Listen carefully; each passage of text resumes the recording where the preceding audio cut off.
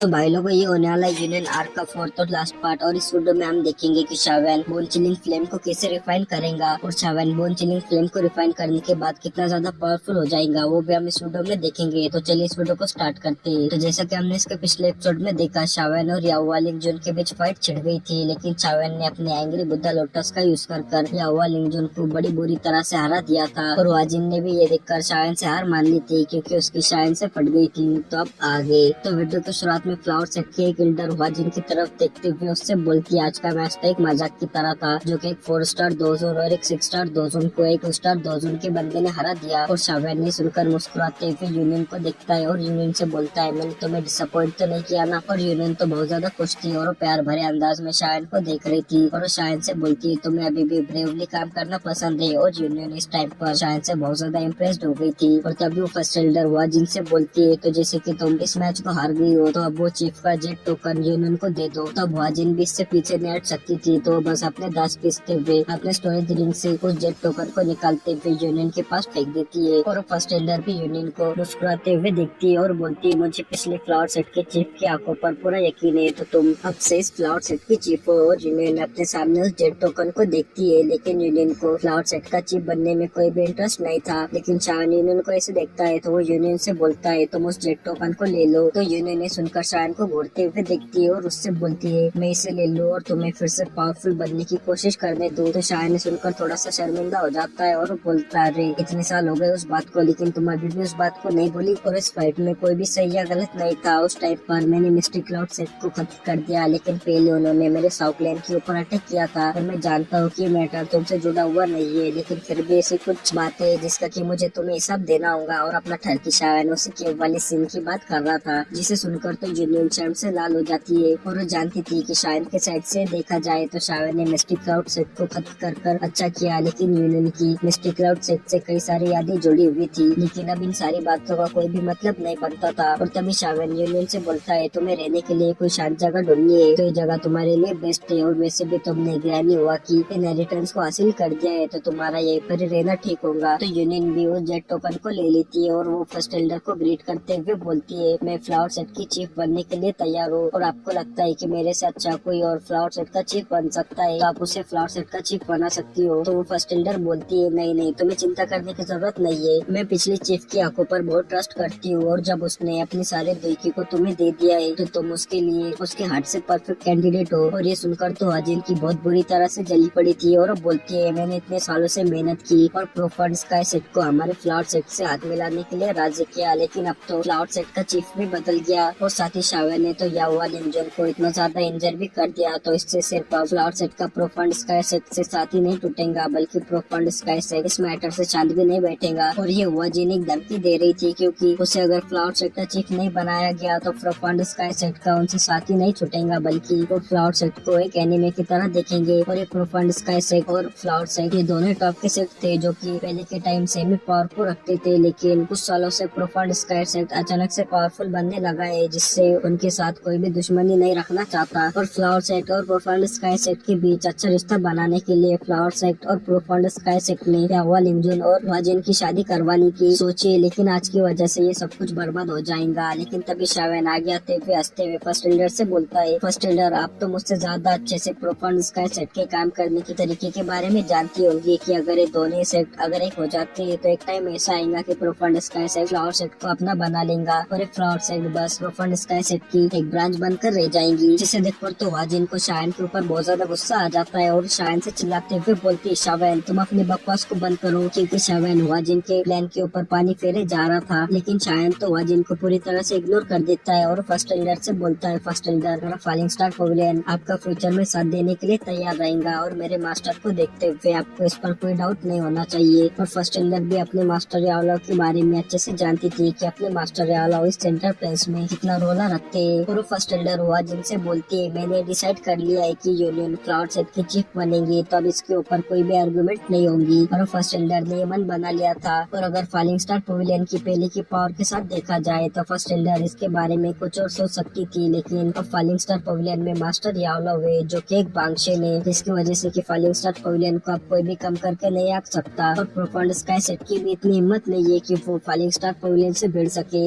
और ये देखकर याओ लिंगजुन बोलता है, जैसे कि ग्रेट एल्डर ने ये पहले डिसाइड कर दिया है, तो मैं ये उम्मीद करता हूँ कि आपको बाद में कोई भी रिग्रेट नहीं होना चाहिए। और यावा लिंगजुन ने बस यहाँ पर अपनी बेइज्जती नहीं करवाई थी, बल्कि आज यहाँ पर उसने एक बहुत बड़े मैटर को भी बर्बाद किया। और जब वो प्रोफांड स्काई सेट जाएगा तो उसे वहाँ पर अभी बताना मुश्किल होगा। और ये सुनकर वो फर्स्ट एल्डर यावा लिंगजुन से बोलती है, तुम्हें चिंता करने की जरूरत नहीं है, जो होगा वो हम देख लेंगे। और ये सुनकर तो यावा लिंगजुन यहाँ से फ्लावर सेट से बाहर जाने लगता है। और वो जाते जाते शावन को बहुत ज्यादा गुस्से से देख रहा था, क्योंकि शावन ने आज यहाँ पर उसे पिट कर सबके सामने उसकी बहुत बेइज्जती कर दी थी। लेकिन शायन को तो इससे घंटा फर्क नहीं पड़ता कि यावा लिंगजुन फ्यूचर में उसे फंसाने के लिए आगे क्या करेगा। और वह जिन भी यहाँ से एक पहाड़ के ऊपर चली जाती है, क्योंकि वो यावा लिंगजुन के साथ नहीं जा सकती थी, भले उसका उसके साथ जाने का कितना भी मन हो। और फर्स्ट एल्डर फ्लावर सेट के सभी बंदियों से बोलती है, फ्लावर सेट की लीडर जुनून है, तो सभी को अब यूनियन के ऑर्डर को मानना होगा, नहीं तो उसे सेट के रूल्स के हिसाब से पनिश किया जाएगा। तो तभी ये सुनकर फ्लावर सेट की सभी बंदियां अपने घुटनों पर आते हुए यूनियन को ग्रीट करती है, जिसे देखकर शावन यूनियन को चिढ़ाते हुए बोलता है, कांग्रेचुलेशन सेट चीफ यूनियन। और यूनियन भी इससे बहुत ज्यादा खुश थी। और यूनियन के फ्लावर सेट के चीफ बनने की एक सेरेमनी रखी जाती है। और इस सेरेमनी के खत्म होने के बाद शावन तुरंत ही फ्लावर सेट से नहीं जाता, क्योंकि वो यूनियन से इतने ज्यादा टाइम बाद मिला था। तो अपना शावन तो कितना ज्यादा टर्की है, तो वो इतने जल्दी तो नहीं जाएगा। और क्यों नहीं जाएगा तो तुम समझ ही सकते हो। और शावन यहाँ पर रहकर एक रूम था जो कि उसे यूनियन ने दिया था, उसमें अपनी बोन चिलिंग फ्लेम को रिफाइन करने के लिए बैठ जाता है, क्योंकि उसका एनिमी हल्क सोर्स था जो कि बहुत ज्यादा पावरफुल था। तो शायन को भी अपनी पावर को जल्दी से बढ़ाने के लिए इस बोन चिलिंग फ्लेम को रिफाइन करना था, जिससे उसकी पावर थोड़ी सी बढ़ जाएंगी। जिससे शायन बोन चिलिंग फ्लेम को रिफाइन करने के लिए यहीं पर ही बैठ जाता है। और वो पहले अपने दोइकी को रिकवर करने लगता है, क्योंकि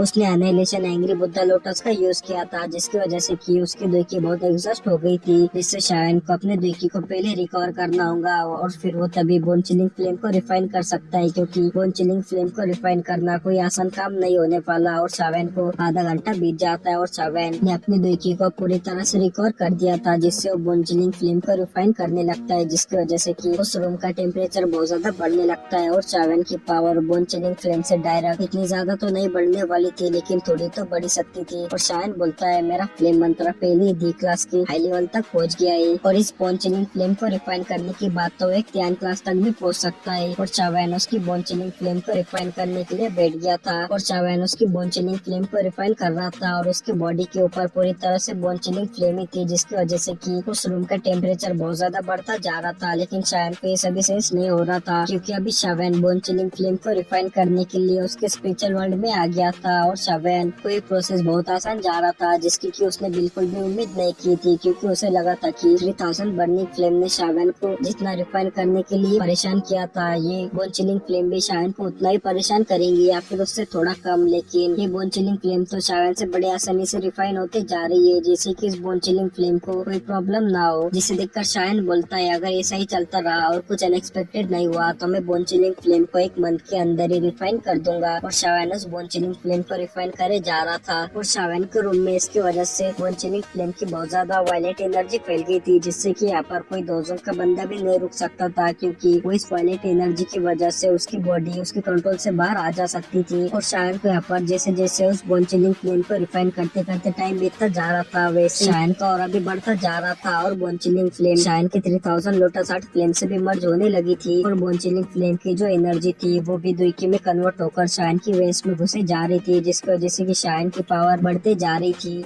और ऐसे शायन को हाफ मंथ का टाइम बीत जाता है, और इस रूम का टेम्परेचर इतने टाइम बाद बहुत ज्यादा बढ़ गया था। लेकिन इस रूम को पहले ही सील कर रखा गया था, जिसकी वजह से कि ये वायलेट एनर्जी यहाँ से बाहर नहीं जा पा रही थी, जिसकी वजह से कि इस रूम का टेम्परेचर बहुत ज्यादा बढ़ गया था। और वो वहाँ पर जो कुछ चेयर्स और स्टोन के टैबलेट्स रखे हुए थे वो भी मेल्ट होने लगे थे। लेकिन शायन तो अभी भी बोन चिलिंग फ्लेम को ही रिफाइन करे जा रहा था, और शायन के आसपास बहुत ज्यादा वायलेट एनर्जी बढ़ते जा रही थी। लेकिन शायन का ऑरा भी इससे बढ़ते जा रहा था। और शायन को यहाँ पर ऐसे ही और 10 दिनों का टाइम बीत जाता है। और शायन के स्टोन रूम के बाहर नाला नियरन थी, जो कि बोलने लगती है, लगभग 1 मंथ का टाइम हो गया है, लेकिन फिर भी अभी भी शावेन स्टोन रूम से बाहर नहीं आया। तो यूनियन ने देखकर नालन रैंडम से बोलती है, इसमें चिंता करने की क्या बात है, शावेन की एबिलिटी के हिसाब से उसे कुछ नहीं होगा, और एक दोजन के लिए ऐसे इतने टाइम तक सिचुएशन में रहना कोई रेयर बात थोड़ी है। लेकिन यूनियन ये ऊपर से बोल रही थी, और उसे भी शावेन की बहुत चिंता हुए जा रही थी, क्योंकि शावेन जब से स्टोन रूम में गया है बोन चिलिंग फ्लेम को रिफाइन करने के लिए, तब से वहाँ से बहुत खतरनाक वायलेंट एनर्जी निकले जा रही थी, जो कि किसी को भी चिंता करने पर मजबूर कर सकती थी। और इससे कुछ फ्लावर सेट के एल्डर्स भी थोड़ा सा परेशान थे, क्योंकि उन्होंने उन्होंने शावन के एंग्री बुद्धा लोटस की पावर को पहले ही देख लिया था कि ये बंदा कितना ज्यादा खतरनाक है, जो कि अब और कुछ अनएक्सपेक्टेड ना कर दे जिससे कि ये फ्लावर सिटी डिस्ट्रॉय हो जाए। लेकिन वो यूनियन को देखते हुए कुछ भी नहीं बोलते और यूनियन भी इनके मन की बातों को समझ सकती थी और वो अपने मन में बोलती है शावन सच में किसी को भी चैन से नहीं बैठने देगा। और यूनियन उन एल्डर्स के मन को शांत करने के लिए उनसे बातें करने लगती है और उन बातों में उलझाने लगती है। और किंगलिन को तो शायन की बिल्कुल भी चिंता नहीं हो रही थी क्योंकि उसे शायन की सिचुएशन के बारे में अच्छे से पता था कि शायन को कुछ भी नहीं होगा। और यूनियन ये देखकर बोलती है लगता है कि चीजें फिर से वैसी है तो चलो वापस चलते हैं। और यूनियन ने ये बोला ही था कि तभी आके जमीन हिलने लगती है जिसे देखकर नाला नाडन बोलने लगती है ये क्या है। और तभी यूनियन शायन के रूम की तरफ देखते हुए बोलती है ये शायन के रूम से आ रही है। और यूनियन की पावर ग्रहण युवा की दुखी की वजह से बढ़ते जा रही थी जिससे वो ये सेंस कर सकती थी कि शायन के रूम में जो कि इतने दिनों से शांत था अब उसमें कुछ फ्लक्चुएशंस होने लगी है। और तभी यूनियन बोलती है क्या फाइनली अब शायन अपने रिट्रीट से बाहर आने वाला है। और यूनियन सभी से बोलती है तो चलो हम यहाँ से शायन के आने से पहले ही निकल लेते हैं। और ये बोलकर यूनियन हवा में चले जाती है और उसके पीछे दो फिगर हवा में चले जाते हैं। और ये जैसे हवा में आए थे कि तभी शायन के रूम से बहुत ज्यादा एनर्जी बाहर निकलती है जो कि उस रूम के छत को फाड़ते हुए सीधा आसमान में चले जाती है। और शायन के रूम का भी डोर ओपन हो जाता है और वहाँ से एक बंदा बाहर निकलता है जो कि इतने दिनों से अंदर सर्कुलेशन में था और उसका और अभी बहुत ज्यादा बढ़ गया था जो कि था शावन। और शावन की पावर जो कि आसमान में चली गई थी उससे बहुत से फ्लावर्स के डिसाइपल्स शॉक हो गए थे। और वो सभी डिसाइपल्स शावन को देखते हैं और बोलते हैं क्या ये शावन है। और ये तो 4 स्टार दोजन के पीक पर चला गया है। क्या इसने कोई पिल खाई है जो कि इसने इतनी जल्दी अपनी पावर को बढ़ा दिया और शावन बन गया था एक 4 स्टार दोजन के पीक का बंदा। तो फिर इसी के साथ इस वीडियो को यहीं पर ही खत्म करते हैं। और भाई मैं यहाँ से आगे एक्सप्लेन नहीं करना चाहता क्योंकि ऐसे तो मैं पूरी नॉवल को एक्सप्लेन कर दूंगा जो कि मैं बिल्कुल भी नहीं चाहता। और मैं अब यहाँ से आगे जब ऑफिशियल एपिसोड यहाँ तक आएंगे तब यहाँ से आगे एक्सप्लेन करूंगा। लेकिन शायन गोस टू बुकलैंड वाली वीडियो पर अचानक से बहुत सारे व्यूज और बहुत सारे कमेंट्स आ गए हैं जो कि उसके नेक्स्ट पार्ट के लिए डिमांड कर रही है। और आपने ये वाली वीडियो नहीं देखी तो प्लीज अभी से जाकर देख लो क्योंकि मैं इसका नेक्स्ट पार्ट कल या परसों अपलोड कर दूंगा जो कि बहुत ज्यादा मजेदार होने वाला है क्योंकि शावन बुकलैंड के एक बहुत ज्यादा पावरफुल बंदे से फाइट करेगा। तो फिर आप इस वाली वीडियो का सेकंड पार्ट चाहते हो तो इस वीडियो पर 50 कमेंट्स और 1.3 के लाइक्स कंप्लीट करवा दो और सब्सक्राइब भी कर दो। हम 10K के बहुत करीब है।